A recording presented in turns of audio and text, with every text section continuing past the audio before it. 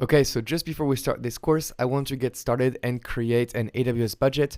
This is to monitor if you go over the free tier, and if that's the case, you will get an email alert, and that will be great for you not to overspend some money. So for this, go on your account and click on My Billing Dashboard, and you are getting into the billing dashboard. You can see your current spend, 0 to date, which is great. But on the left-hand side, under Cost Management, there is Budgets, and this is where we're going to create our first AWS budget. For this, click on Create a Budget, and we're going to choose a cost budget. Next, we click on Set Your Budget, and here I'm just going to call that budget Learning AWS. It's going to be a monthly budget and a recurring one, and we can set up a fixed amount. So you need to say how much money you're willing to put every month to learn AWS.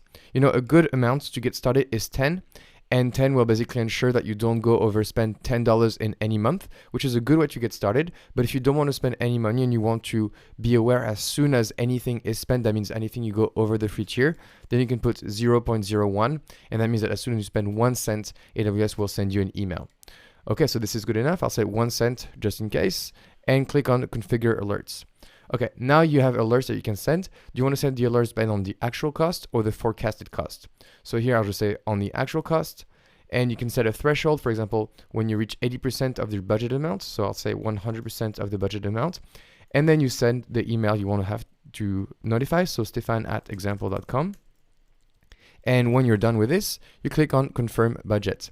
Here you can review your costs. So again, remember that we're not going to spend any money in this course, but there's a chance that if you do something wrong, you will spend money. Remember that the certification does cost you a little bit of money. So I would suggest you can have a budgeted amount of at least $10 just in case. You shouldn't spend $10, but maybe you will if you want to learn AWS properly.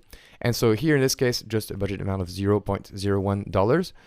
The budget looks good. Everything looks perfect. And I'll just go ahead and click on Create.